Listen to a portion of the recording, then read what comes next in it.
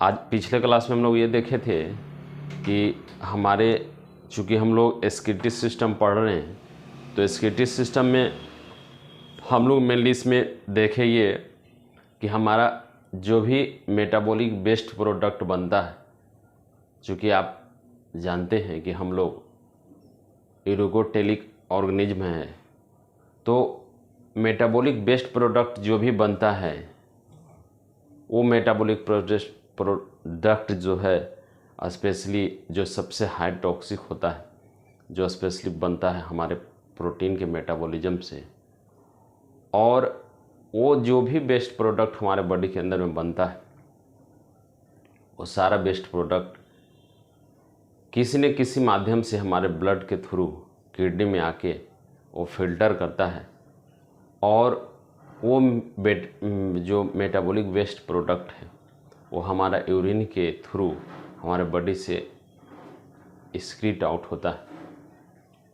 और हम लोग कल ये भी देखे थे कि हमारा जीएफआर क्या होता है, जीएफआर के किस तरह से हम लोग निकालते हैं, कितना हमारा उसका रेट होता है, किसके किसके डिवीज़न से वो बन सकता है, कितना उसका कहाँ पे एब्जॉर्प्शन का प्रोसेस होता है, उसमें से क्या क्या चीज़ बनता है, ये सारा हम कल बता दिए हैं डिटेल में।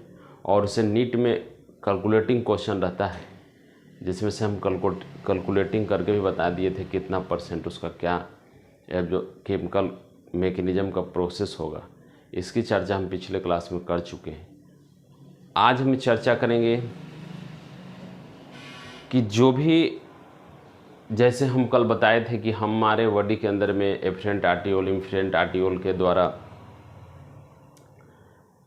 हमारे जो प्रोडक्ट जो भी सबस्टांस आ रहा है हमारे बोमेंस कैप्सूल में स्पेशली ब्लड, उसका हम लोग ये भी देखे थे कि जितना हमारे बॉडी के अंदर में आ रहा है यूरिन, ये ब्लड, वो ब्लड का कुछ ही कंपोनेंट उसमें से आपको बताए थे कि हमारा जितना भी ब्लड का कंपोनेंट आता है उसमें से बताए होंगे प्लाज्मा 55% ही उसके हमारे किडनी के अंदर में आता है, और उसका केवल 1% ही यूरिन बनता है।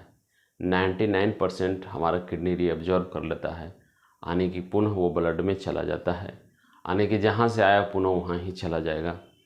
इसी प्रोसेस को आज हम लोग जानेंगे कि आखिर में वो क्या सबस्टांस है, क्या वो केमिकल प्रोडक्ट है, क्या वो यूजफुल प्रोडक्ट है जो हमारा किडनी पुनः उसको रीअब्जॉर्ब करता है।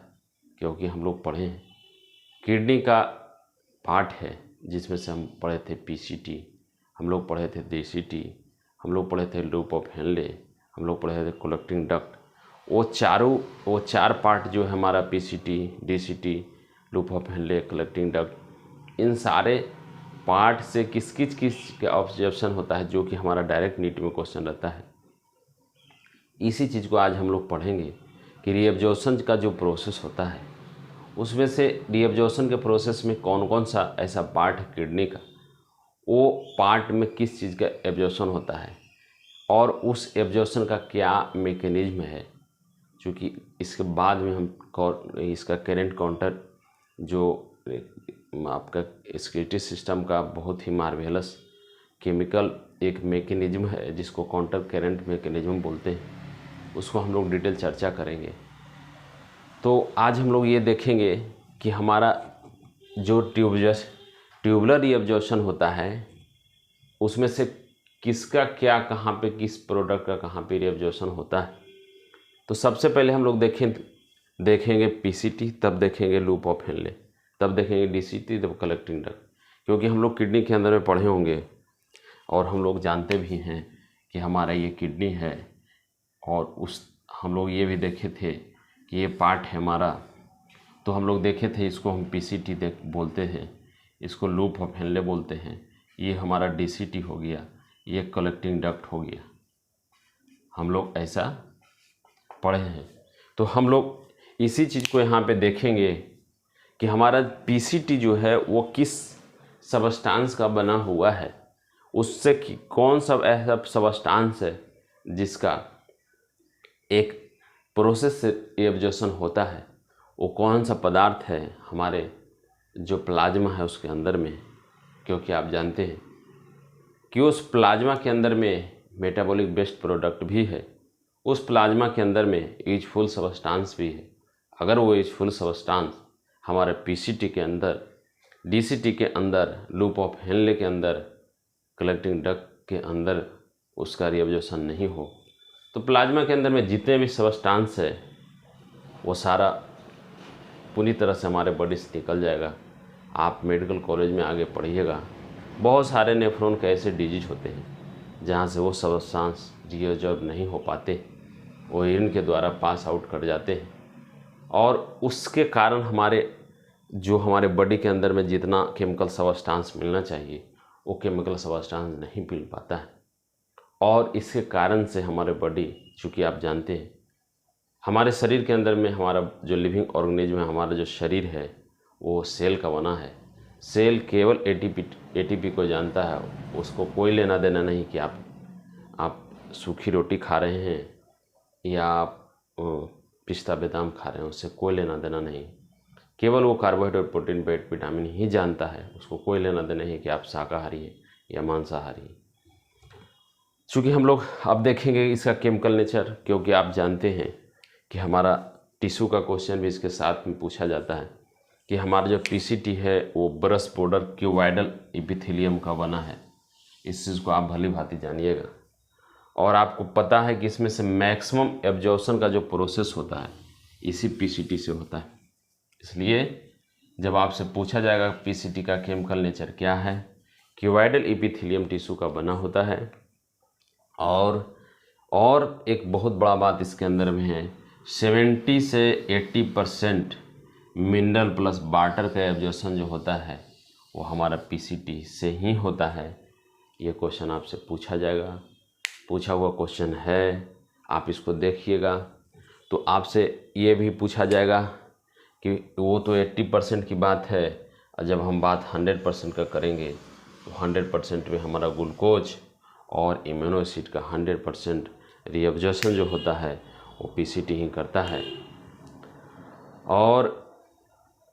और हमारा विटामिन सी का परसेंटेज तो नहीं है, लेकिन इस बात को भी याद रखना है कि हमारा विटामिन सी का भी एब्जॉर्प्शन यही करता है। और हमारा glucose, amino acid, vitamin C और हमारा जो पॉजिटिव आयन है, इस सारे को हम लोग एक्टिव एब्जॉर्प्शन बोलते हैं। इसमें क्योंकि आप जानते हैं हमारे शरीर के अंदर में 2 एब्जॉर्प्शन होता है, एक को एक्टिव एब्जॉर्प्शन बोलते हैं, दूसरा को पैसिव एब्जॉर्प्शन बोलते हैं। एक्टिव एब्जॉर्प्शन में हमारा एटीपी खर्च होता है, एनर्जी लगता है। पैसिव एब्जॉर्प्शन में ऐसा नहीं लगता है। तो हमारे बॉडी के अंदर में ये भी क्वेश्चन पूछा जाएगा कि in which chemical substance is active absorption, reabsorption. तो इस ग्लूकोज है, एमिनो एसिड, विटामिन सी और आयन में जो है पॉजिटिव आयन, नेगेटिव आयन, और वाटर के लिए पैसिव है। तो ग्लूकोज और एमिनो एसिड का इसमें जो रीएब्जॉर्प्शन होता है वो 100% होता है, जबकि हम बताएं आपको मिनरल प्लस वाटर का जो रीएब्जॉर्प्शन होता है पीसीटी में 70 से 80% होता है। ये 70 से 80% जो मिनरल प्लस वाटर का रीएब्जॉर्प्शन होता है वो पीसीटी के थ्रू होता है। लेकिन अब 100% देखेंगे, ग्लूकोज है, एमिनो एसिड है, विटामिन सी है, आयंस में है, जिसमें कि ग्लूकोज और एमिनो एसिड का देखें तो 100% रीएब्जॉर्प्शन होता है। और इसको हम लोग ये जब 1 2 3 4 केमिकल सब्सटेंस का जो रीएब्जॉर्प्शन का प्रोसेस होता है वो एक्टिव रीएब्जॉर्प्शन होता है, जबकि नेगेटिव और वाटर का जो होता है पैसिव रीएब्जॉर्प्शन होता है। इसलिए पीसीटी में हम इस बात को जानें कि पीसीटी हमारा कौन सा टिश्यू का बना होता है। तो आपको बताए होंगे क्यूबाइडल एपिथेलियम टिश्यू का बना होता है, और हमारा मैक्सिमम जितना भी रीएब्जॉर्प्शन का प्रोसेस होता है वो पीसीटी के ही थ्रू होता है। इसमें से हम लोग ये भी देखें कि 70 से 80% मिनरल प्लस वाटर का रीएब्जॉर्प्शन जो होता है वो हमारा पीसीटी के ही थ्रू होता है।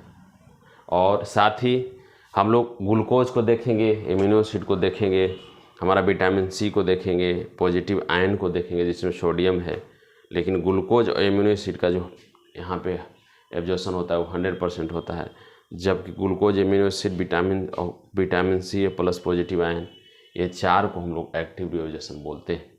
जबकि हम लोग पैसिव देखेंगे तो निगेटिव आयन जिसमें SCO3 माइनस, Cl माइनस और वाटर का पैसिव रिओबजर्सन होता है। तो इतना हम लोग किसके बारे में जाने, PCT के बारे में। अब हम लोग चलते हैं लूप ऑफ हेनले, जो आप देखें ये this is the loop of Henley. Loop of Henley में क्या देखेंगे, तो लूप ऑफ हेनले का 2 भाग है, एक थिन पार्ट होता है, एक थिक पार्ट होता है। तो हमारा जो थिक पार्ट है वो सिंपल क्यूबाइडल एपिथेलियम का बना होता है, जबकि उसका thin part simple squamous epithelium का बना होता है। तो इस चीज़ को याद रखिएगा, क्योंकि ऐसा हम उस अगले बार नेक्स्ट बार भी पहले भी बता चुके हैं कि इसका 2 पार्ट है, जिसमें से सिंपल स्क्वामस एपिथेलियम है जो थिन पार्ट है, जबकि thick part simple cuboidal epithelium का बना होता है।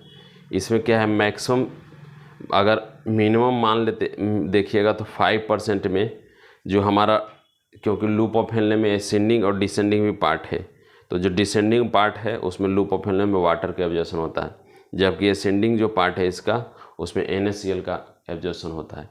तो इस बात को भी जानना है कि लूप ऑफ हेनले में कौन सा एरिया, क्योंकि आपको हम क्या बताएं कि PCT में मैक्सिमम रिओबजर्सन इसी में होता है, चाहे वो ग्लूकोज हो, एमिनो एसिड हो, विटामिन सी हो, पॉजिटिव आयन, निगेटिव आयन, कुछ भी हो। इसलिए मैंने लिख दिया कि 70 से 80% रिओबजर्सन का PCT में, जबकि लूप ऑफ हेनले में क्या देख रहे हैं आप, केवल वाटर का NaCl का होता है। उसमें से भी नियम है, ऐसा क्वेश्चन आपको डायरेक्ट नहीं पूछाएगा किस में से होगा, ये भी पूछा जाएगा वाटर का किस में होगा, असेंडिंग लूप ऑफ हेनले में होगा, डिसेंडिंग में होगा। तो आप जो जब पार्ट को देखिएगा तो लूप ऑफ हेनले का डिसेंडिंग और डिसेंडिंग पार्ट में एब्जॉर्प्शन होता है वाटर का, जबकि असेंडिंग पार्ट में देखिएगा तो NaCl का होता है। वो जब हम इसका काउंटर करंट मैकेनिज्म बताएंगे तो बताएंगे क्यों ऐसा होता है। लेकिन आप इस बात को याद रखिएगा कि अगर लूप ऑफ हेनले में हमको पूछेगा तो सबसे पहले जानेंगे लूप ऑफ हेनले का 2 भाग, थिक भाग, थिन भाग। थिक भाग है जो सिंपल हमारा क्यूबाइडल एपिथेलियम का होता है, बना होता है, जबकि थिन भाग है सिंपल स्क्वामस एपिथेलियम का बना होता है। इसमें अगर हम देखेंगे तो मैक्सिमम मिनिमम रिएब्जॉर्प्शन होता है, मात्र 5% होता है। उसमें से भी देखिएगा कि लूप ऑफ जो डिसेंडिंग लूप ऑफ हेनले है उससे वाटर का एब्जॉर्प्शन होता है, जबकि असेंडिंग लूप ऑफ हेनले जो है उसमें से NaCl का होता है। तो इस बात को भी ध्यान रखना है कि इसमें तो मिनिमम जान रहे हैं कि loop of Henley minimum reabsorption का होता है, ओनली 5% होता है। तो उसमें से लूप ऑफ हेनले में कितना परसेंट, तो जब डिसेंडिंग में देखिएगा तो H2O, जबकि असेंडिंग में देखिएगा तो NaCl। यही मुख्य चीज़ है इसके अंदर में जो लूप ऑफ हेनले में आप देखिएगा, और PCT में तो बता ही दिए। धन्यवाद। अब हम लोग देखेंगे इसमें जो तीसरा है, हम लोग पहला देखे PCT, दूसरा देखे लूप ऑफ हेनले, अब हम लोग देखते हैं DCT और कलेक्टिंग डक्ट। तो जनरली में हम पहले भी बता दिए कि सबसे ज़्यादा मैक्सिमम जो रिएब्जॉर्प्शन का प्रोसेस होता है वो हमारा PCT में ही होता है, और इसलिए हम लोग PCT को हम लोग मैक्सिमम रिएब्जॉर्प्शन का प्रोसेस में लेते हैं। और अब हम लोग इसमें देखेंगे DCT में आपको पता है कि DCT का जो टिश्यूज़ में जो पाया जाता है सिंपल क्यूबाइडल एपिथेलियम है, और जो हमारा रिएब्जॉर्प्शन का प्रोसेस होता है जिसमें से आपको बताया था लूप ऑफ हेनले में 5% होता है, जबकि इसमें जो है केवल 15% ही आपका रिएब्जॉर्प्शन जो होता है, जिसमें से सोडियम का होता है और वाटर का होता है। इसलिए जब आपसे क्वेश्चन कभी कंफ्यूज कर जाते हैं रिएब्जॉर्प्शन के प्रोसेस में, तो अगर PCT दिया हुआ है तो आप याद रखिए कि मैक्सिमम रिएब्जॉर्प्शन का प्रोसेस जो होता है वो PCT में ही होता है। जबकि आप नीचे देखिएगा कलेक्टिंग डक्ट में आ जाइए तो कलेक्टिंग डक्ट में मात्र 15% होता है, जबकि लूप ऑफ हेनले में देखेंगे 5% हुआ होगा। तो 15% जो रिएब्जॉर्प्शन का प्रोसेस होता है उसमें से क्या होता है, सोडियम और वाटर। हाँ, कुछ इसका जो मेन जो केमिकल जो यहाँ पे कुछ मैकेनिज्म है उसको याद रखिएगा। जैसे पैसिव एब्जॉर्प्शन ऑफ वाटर, तो पैसिव एब्जॉर्प्शन ऑफ वाटर क्यों होता है, क्योंकि आप जानते होंगे कि पिट्यूटरी ग्लैंड के में जो हमारा पोस्टीरियर पिट्यूटरी जब पढ़ाएंगे आपको तो उसमें से 2 हार्मोन निकलता है, एक तो ऑक्सीटोसिन बोलते हैं, दूसरा को ADH बोलते हैं, जिसका नाम वैसोपर्सिन भी है। तो ADH जो होता है जिसको एंटी ड्यूरेटिक हार्मोन बोलते हैं, ये उसका रिसेप्टर हमारे DCT पे पाया जाता है। वो DCT पे जब क्या करता है कि जब हमारे बॉडी के अंदर में किसी कारण से हमारे बॉडी के अंदर में पानी की कमी हो रही है तो उसको वहाँ पे वो क्या करेगा, एक्टिवेट करेगा, जिससे कि रीएब्जॉर्प्शन, हमारा जो पानी का रीएब्जॉर्प्शन हो अत्यधिक हो, और जब ज़रूरत हो तो शरीर से निकाले भी, दोनों काम करेगा। तो हमारा जो पैसिव रीएब्जॉर्प्शन वाटर का होता है, तो due to the effect of pituitary gland, और वहाँ से एडीएच रिलीज करता है, और उसी के अकॉर्डिंग यहाँ पे पीसीटी पे वाटर का एब्जॉर्प्शन और सिक्रीशन होता है। दूसरा आता है जो पैसिव एब्जॉर्प्शन से H2O का होता है, जबकि एक्टिव एब्जॉर्प्शन होता है सोडियम का। इवन कि एक्टिव एब्जॉर्प्शन में सोडियम भी है और कुछ पार्ट वाटर का भी आ जाता है। तो उसके लिए आप जानते होंगे कि हमारे किडनी पे एक एड्रिनल ग्लैंड रहता है, उस एड्रिनल ग्लैंड पे इफेक्ट डालता है, जिसमें से निकलता है एल्डोस्टेरोन, और यही एल्डोस्टेरोन ये उस चीज़ को वो ये करेगा, टारगेट करेगा कि सोडियम को जाना है या नहीं जाना है। इसलिए अब दो बात को हम पहले बताया आपको, जो डीसीटी है उसमें से एब्जॉर्प्शन या तो सोडियम का होगा, नहीं तो वाटर का होगा। आप देख रहे हैं सोडियम का यहाँ पे रीएब्जॉर्प्शन हो रहा है और वाटर का हो रहा है। तो वाटर का रीएब्जॉर्प्शन जो होगा उसके लिए हमारा पिट्यूटरी ग्लैंड से एडीएच है, और वो किसके में होगा भाई, तो पैसिव प्रोसेस में होगा। जबकि सोडियम के एब्जॉर्प्शन के लिए भी केमिकल चाहिए, जो है एल्डोस्टेरोन, जिसमें से बताया कि एडीएच जो है एक्टिव, हमारा जो सोडियम का, चूँकि आप जानते होंगे सोडियम का रीएब्जॉर्प्शन के लिए हमारे एंजाइम, हमारे बॉडी का एनर्जी लगना जरूरी होता है। चूँकि एक्टिव इसका रीएब्जॉर्प्शन होता है, तो एक्टिव रीएब्जॉर्प्शन के लिए सोडियम चाहिए। एक्टिव एब्जॉर्प्शन में सोडियम पार्टिसिपेट करता है, और उस पर हमारा एड्रिनल ग्लैंड के से निकलने वाले एल्डोस्टेरोन का प्रभाव होता है। तभी इसलिए आप देख रहे होंगे कि पीसीटी के अंदर में किसी चीज़ का एब्जॉर्प्शन करवाने के लिए कहीं न कहीं केमिकल का सहारा लेना पड़ रहा है। अगर हम एक्टिव एब्जॉर्प्शन अगर वाटर का करवा रहे हैं तो एडीएच का सहारा लेंगे, पैसिव एब्जॉर्प्शन आप सोडियम का करवा रहे हैं एल्डोस्टेरोन का सहारा लेंगे, एक पिट्यूटरी ग्लैंड का सहारा ले रहे हैं, एक एड्रिनल ग्लैंड का सहारा ले रहे हैं।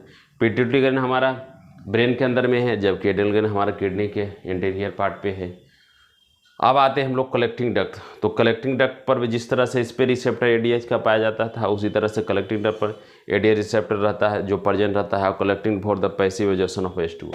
जो आप देख रहे थे यहाँ पे करवा रहा है पीसीटी, वही आपका डीसीटी करवा रहा है। एब्जॉर्प्शन ऑफ यूरिया, हाँ एक बात याद रखिएगा कि अगर पूछेगा आपसे कि अब यूरिया का एब्जॉर्प्शन, जबकि आपको पता है हमारे शरीर में सारा यूरिया को निकल जाना चाहिए, लेकिन कुछ यूरिया का ज़रूरत है, इसलिए एब्जॉर्प्शन करवा देता है collecting duct by the diffusion for, किसके लिए, maintain osmolarity of the medullary fluid. जो हमारा मेडुलरी फ्लूइड है उसका जो ऑस्मोलरिटी है उसको मेंटेन करने के लिए कुछ पार्ट ऑफ यूरिया जो है वो हमारे बॉडी से न निकल के पुनः ब्लड में चला जाए, इसके लिए हमारा जो है हमारा कलेक्टिंग डक्ट जो है वो यूरिया के पार्ट को मतलब एब्जॉर्ब करवा देता है, क्योंकि maintain the osmolarity of the medullary fluid. जो मेडुलरी फ्लूइड हमारा है उसको ऑस्मोलरिटी मेंटेन हो, इसके लिए जो है हमारा कुछ यूरिया जो है वो एब्जॉर्ब हो जाता है हमारे शरीर के अंदर में। तो दो बात हम लोग देखें, पहला देखें क्या, डीसीटी और कलेक्टिंग डक्ट। तो हम लोग आज जनरली में देखे होंगे, पढ़े होंगे रीएब्जॉर्प्शन ऑफ ट्यूबुलर पार्ट। तो रीएब्जॉर्प्शन में ट्यूबुलर पार्ट में पहला हम लोग पढ़े पीसीटी, तब पढ़े लूप ऑफ हेनले, तब पढ़े डीसीटी और तब पढ़े कलेक्टिंग डक्ट। इतना 4 भाग है जहाँ से एब्जॉर्प्शन रीएब्जॉर्प्शन का प्रोसेस होता है। आपके एनसीईआरटी में दिया हुआ है, बस वो वर्बली दिया हुआ है, मैं स्टेप बाय स्टेप इसको बता दिया हूँ कौन सा केमिकल का कहाँ प्रयोग होता है, कौन सा केमिकल की, चूँकि आप एनटीए में इस टाइप का क्वेश्चन पूछा जाता है कि अगर आप कंसेप्चुअल क्वेश्चन पूछा हुआ है, क्योंकि अभी तो कंसेप्चुअल क्वेश्चन आ रहा है, भले वो एनसीईआरटी पैटर्न पे रहता है, लेकिन चूँकि कंसेप्चुअल क्वेश्चन रहता है, उस कंसेप्चुअल क्वेश्चन को बनाने के लिए हम लोगों को इस मैकेनिज्म को अगर पता नहीं रहेगा तो आप वहाँ पे निश्चित है कि आपको लगेगा बस, क्योंकि आप जानते होंगे गलत कन्फ्यूजियस जो ऑप्शन रहता है वो वन में ही रहता है।